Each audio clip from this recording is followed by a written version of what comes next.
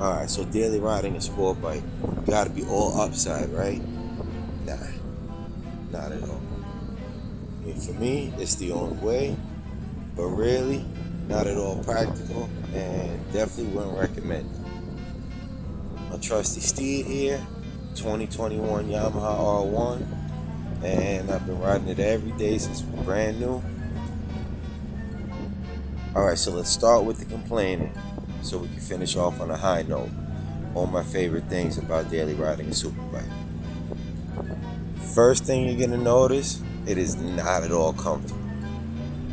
Now for your knees, your back, and if you're not riding properly, which most people don't, your wrists. See, you're supposed to grip the tank with your knees, in which case you're gonna have to add tank grips because the paint jobs on these really smooth. You're gonna be sliding all over the place, and every time you hit the brake, you're going to be flying into the handlebars, and it's going to kill your wrist. The next thing is the heat. The fairings, which are the plastic body pieces that you don't find on other bikes, they hold the heat in from the engine and direct them towards you. So when you're at speed, it's not so bad. But when you're at a red light or in traffic, you're going to burn up. And unfortunately, on the cooler days, the heat doesn't really help you for some reason. You're still gonna freeze. So if you live in a climate where it's nice during the daytime and then cools down at night certain times of the year, it's better you bring a jacket and be a little uncomfortable when it's warm than to freeze at night, because with that wind hitting you, it's not pretty. The rain. That's another big one. The only reason it wasn't higher up on the list is because it's easier to prepare for. You know the climate where you live. So if the weather's a little more predictable, then you can take a rain suit with you on the days that you know you're gonna need it. If it's not so predictable, you can get a lighter one, keep it in your bag at all times, and you're gonna need a bag if you're on a sport bike because there's no storage. But yeah, so with a full face helmet, rain suit, waterproof boots, the rain's not really the end of the world unless it's just coming down. But you know, when it's like that, it doesn't last very long. So you could just pull over under an overpass or somewhere safe and just wait it out. That's what I do. Then you got the hate. Most people mind their own business. Some people even give you a thumbs up or a peace sign. But you got those people that just hate you for the sake of hating you. I don't know if it's because they're jealous, they can't go as fast as you, or if it's because some other rider put a bad taste in their mouth. But you're going to experience people that just don't want you to share the same road as them. Then there's the police. And you can totally understand why they hate us. Because there's plenty of riders that do not stop for the police under any circumstances. And you know them when you see no plate on the back of the bike. When you pull over, a lot of the times, the cop will actually thank you for stopping. So that just goes to show you how often these people take off on them. And if you were a cop, I'm sure that would rub you the wrong way too. Remember, they're people just like us. So enough people take off on them, eventually they're going to start getting pissed off just when they see a sport bike. So watch out for that too. On the other side of that coin, you got to watch out for the thieves. People love to steal sport bikes. There's really no way to 100% stop them from taking your bike.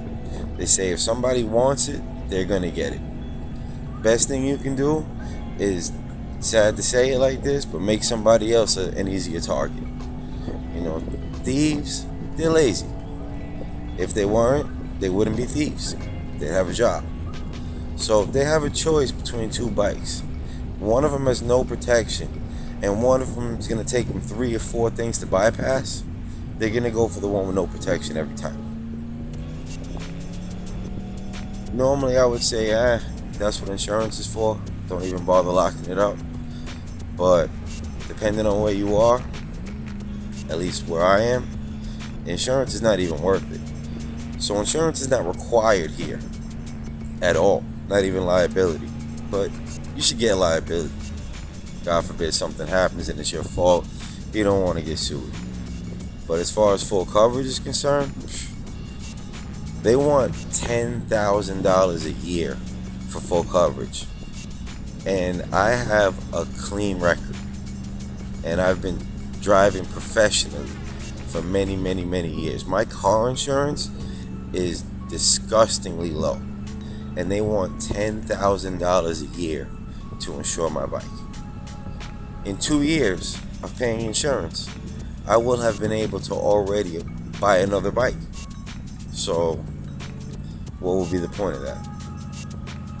You know, they would rob me. I've already had the bike long enough. I've had it already for 3 years.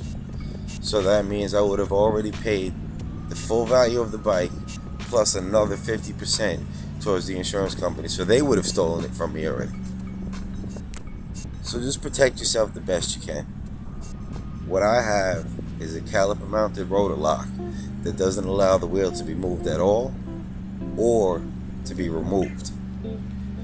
So then I chain it through the front with a big ABIS chain, since that wheel can't be taken off. And I also have 2 GPS trackers. One that's very easy to find and one that's a little more hidden. So my hope is that if somebody does happen to steal it, if they're good enough to steal it with everything that I have locking it up, chances are they're good enough to find a GPS tracker. So I'm hoping they stop after they find the first one, but who knows. Parking, that's another thing. If you don't have a garage, you're going to want to cover your bike so it doesn't get wet. And you have to wait for the muffler to cool down, and you can't cover it once it's wet. So if you're out there on a day when it's raining off and on, let's say, and you get home and it's not raining, now you wait for your muffler to cool down so you can put the cover on.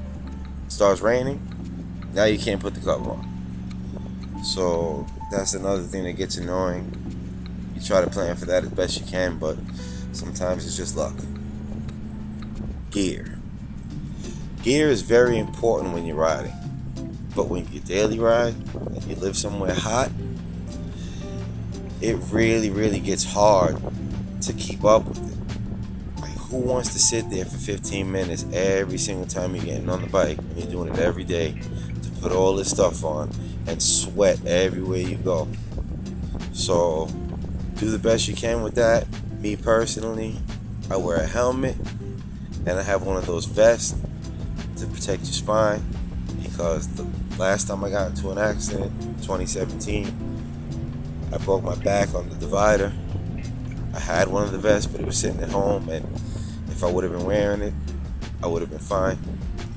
So ever since then, I wear that at least, but I should have a lot more on. Full leather is obviously recommended, but nobody's gonna do that. So try to get at least a textile jacket with the padding in the elbows and the shoulders and the spine. I think the best thing is an airbag vest. I like to get one, but they're a little expensive. A decent one, you don't want to get a cheap one, because if you look into them, you'll see why. A decent one is about $700. Eventually I'm going to get my hands on one. Maybe I'll do a review video. But these things activate as soon as you fall off the bike. Like, it's the instant you start to fall off the bike, it activates. And not only it protects your spine and your chest, but above your shoulders, it raises up to your helmet and stabilizes your helmet. It doesn't allow your neck to move. So, you know, that's an innovation right there that I'm sure is going to save a lot of lives. And if I'm not mistaken, I think they're required in MotoGP now. Don't quote me on that. Be ready to go through tires, and they're not cheap. You can't put cheap tires on a sport bike. It's not safe. I prefer the Pirelli Diablo Rosso 4s. I always used to use the Rosso 3s, and I swore by them. To me, they were the greatest tires ever in the history of mankind. Then the 4s came out. Wow. The 3s make me feel like I'm riding in the rain at all times compared to the 4s. But you get, if you ride conservatively, 5,000 miles to a rear tire. And if you ride hard, pause, 3,500, maybe 3,000. So at $350 a tire, including installation, obviously, be ready. If you're gonna be daily riding, it's gonna cost you. You might make up for it in gas, but depending on the bike you ride. So mine, I only get 27 miles to the gallon on average. That's what a Honda Civic gets. So, I mean, obviously a Honda Civic is nowhere near as fast as this bike. If I wanted to compare apples to apples, I would have to compare this to a Lamborghini or a GTR or something like that. But, I'm sure they get decent gas mileage these days. Those cars are pretty efficient. So, I wouldn't be surprised if I get right around what they get, maybe a little bit more. So be prepared to go through some tires. Alright, now for the goodies. First, performance. I mean, there's nothing like a sport bike performance. You twist that throttle, it just never gets old. Everything else in life, I want it until I have it. And once I have it, it just becomes another thing that I have, and I kind of lose appreciation for it, but not this. I'll tell you, my bike, I don't want to say it scares me, that's a bad choice of words, but I have so much respect for that machine that there's certain things I just will not do, like crack the throttle open. No matter how fast I'm going, no matter what gear I'm in, no matter how low of an RPM I'm at, I'm not going to just crack that throttle. I know better than that. I just can't describe it. There's no words that I could possibly give you that would make you understand what it feels like. Let me tell you, after I totaled my Kawasaki, and it wasn't my fault legally, but no matter what, when you get into an accident, you want to think about what happened, what could I have done differently, because even if it's not your fault, there's always some way you could have avoided it. But after I totaled my Kawasaki, I still have my Grom. I love the Grom as a toy, but not as my own bike. And every time until I replaced it, that I heard a bike going by, it made me sick to my stomach. It made me feel, when you're a kid and your first couple of relationships and, you're in love and you don't know how to handle it, and, the person leaves you and breaks your heart and you feel that in your stomach. That's what I felt like every time a bike rode by. Killed me. The next thing is traffic. And I know you never thought you'd ever hear traffic as a pro, right? Now, obviously, it's more fun to ride without the traffic than with it, but it's a lot more fun to be on a bike in traffic than in a car. Because, let me tell you, even if you decide to sit in it, the fact that it's a decision just makes it so much more comfortable. You're not stuck. You're choosing to sit there. And that makes the stress a lot easier. So, me personally, I don't choose to sit in it for the simple fact that it's dangerous. You don't want to get rear-ended by somebody. A lot of people take traffic as an excuse to play with their phones and not just texting. I mean, I've seen people, remember, I'm up high. I can see into people's cars. And I've seen many people scrolling Instagram. I've seen somebody watching YouTube videos. So it's like, you don't want to be directly in front of these people. So even if you're going to wait in the traffic and you don't want to push yourself to the front, be in the middle between the cars, trust me. But like I said, being able to go around them is such a great feeling. Parking is on both lists. It's on the first list because, like I said, you're a target for theft. But it's on this list because it's real easy to find a spot. Most places will let you park right next to the entrance, up on the sidewalk or something. When they have a security guard at the door, like a Best Buy or something, that's great because, they'll keep an eye on it for you. And on top of that, like I said, you don't have to go looking for a parking space. You don't have to worry about somebody knocking it over. And that'll happen. That happened to me 3 days into owning my bike. It was brand new. I was trying to put miles on it so this way I could get the first oil change because I wanted to ride up to my uncle's house for Christmas. And the mileage there and back would have put me over. So 3 days into having the bike, I go to Lowe's. So I'm going to look at a couple of things to wash the bike with. Pressure washer, leaf blower, all that stuff. Obviously, I wasn't going to be able to bring it back on the bike, but I had a friend with me that would have taken it to my house. So the bike gets knocked over in the parking lot. But here's the crazy part. I took a vacation day from work. I'm inside the Lowe's. Guy knocks my bike over while I'm inside, and he has a suspended license. So I feel like he would have taken off. The only reason he didn't run is because somebody saw him. As he was knocking the bike over, there was another car pulling up into a parking spot right near him.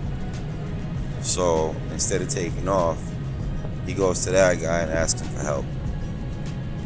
That guy turned out to be my boss, who was up at the Lowe's to get something for the job. So his insurance company covered it all, but it was $4,500 worth of damage. If he would have taken off, obviously I would have had to pay that. So that's another thing. Be careful where you park, but because of that, if you explain it to the people at the store you're going to, a lot of them, they'll understand. They'll let you park in front of the entrance. They'll even wash the bike for you. Yeah, so like everything else, it has its pros and cons. And like everything else, it's all subjective. If the negatives are just too much for you, then obviously you're not going to want to do it. If the pros are just too irresistible for you, then you're going to jump on one no matter what. Pause.